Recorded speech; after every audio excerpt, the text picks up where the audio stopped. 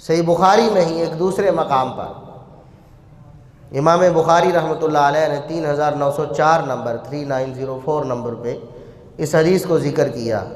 حدثنا اسماعیل بن عبد اللہ قال حدثنی مالک عن ابی النضر مولا عمر بن عبید اللہ عن عبید یعنی ابن حنین عن ابی سعید الخدری رضی اللہ عنہ. سیدنا ابو سعید خدری رضی اللہ عنہ اس حدیث کے راوی ہیں. ان رسول اللہ صلی اللہ علیہ وسلم جلس علی المنبر، ایک دن نبی کریم صلی اللہ علیہ وسلم ممبر پر تشریف فرما ہوئے، لوگوں کو خطبہ دیا. فقال فرمایا ان عبدا خیرہ اللہ بین ان یؤتیہ اللہ من زہرۃ الدنیا ما شاء وبین ما عندہ فاختار ما عندہ. ایک بندہ ایسا ہے کہ اللہ رب العزت نے اسے اختیار دے دیا ہے، اللہ نے اسے چوائس دی ہے، اختیار دیا ہے، آپشن دے دی ہے. دنیا کی نعمتیں جتنی چاہے وہ لے لے، یا پھر اللہ رب العزت کے پاس جو نعمتیں ہیں ان کا انتخاب کر. دنیا میں رہنا چاہتا ہے، دنیا کی آسائشیں حاصل کرنا چاہتا ہے، وہ حاصل کر لے. اور اللہ کے پاس جو نعمتیں ہیں، اللہ کے پاس جانا چاہتا ہے تو اللہ کے پاس چلا جائے. اور فختار ما عندہ، اس بندے نے اللہ رب العزت کے پاس جو نعمتیں ہیں ان کا انتخاب کر لیا ہے. فبکا ابو بکر، ابو سعید خدری رضی اللہ عنہ کہتے ہیں یہ بات سنی تو ابو بکر رونا شروع ہو گئے،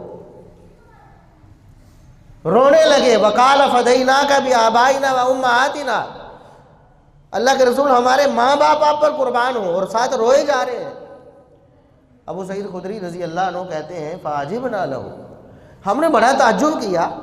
وقال الناس، لوگ یہ کہنے لگے انظروا الی ھذا الشیخ، اس بزرگ کو دیکھو کیا ہو گیا ہے. یخبر رسول اللہ صلی اللہ علیہ وسلم عن عبد، اللہ کے رسول کسی بندے کے بارے میں بتا رہے ہیں کہ اللہ نے اسے اختیار دیا، دنیا میں رہنا چاہتا ہے دنیا میں رہ لے، آخرت کو لینا چاہتا ہے اللہ کے پاس چلا جائے. اس بندے نے آخرت کو اختیار کر لیا. یہ بات سن کر یہ بزرگ جو ہیں روئی جا رہے ہیں اور کہہ رہے ہیں کہ فدیناک بآبائنا وامہاتنا، اللہ کے رسول آپ پر ہمارے ماں باپ کا قربان ہو. انہیں ہو کیا گیا ہے؟ صحابہ میں سے کسی کو اس بات کا پتہ نہیں چلا کہ حقیقت کیا ہے. بعد میں جب پتہ چلا، ابو سعید خدری رضی اللہ عنہ فرماتے ہیں فکان رسول اللہ صلی اللہ علیہ وسلم هو المخیر، حقیقت میں وہ اختیار اللہ رب العزت نے نبی کریم صلی اللہ علیہ وسلم کو ہی دیا تھا. ہمیں اس وقت پتہ نہیں چل سکا. اور اگلے الفاظ یہ مہر ہے اس بات پر کہ اس کائنات میں انبیاء کے بعد سب سے بڑا عالم اگر کوئی ہے تو وہ ابو بکر صدیق رضی اللہ عنہ.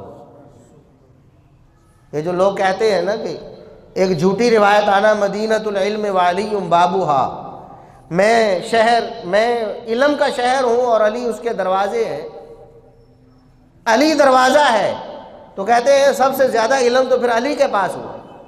یہ روایت ہی جھوٹی ہے سرے سے، اس کی کوئی حقیقت نہیں.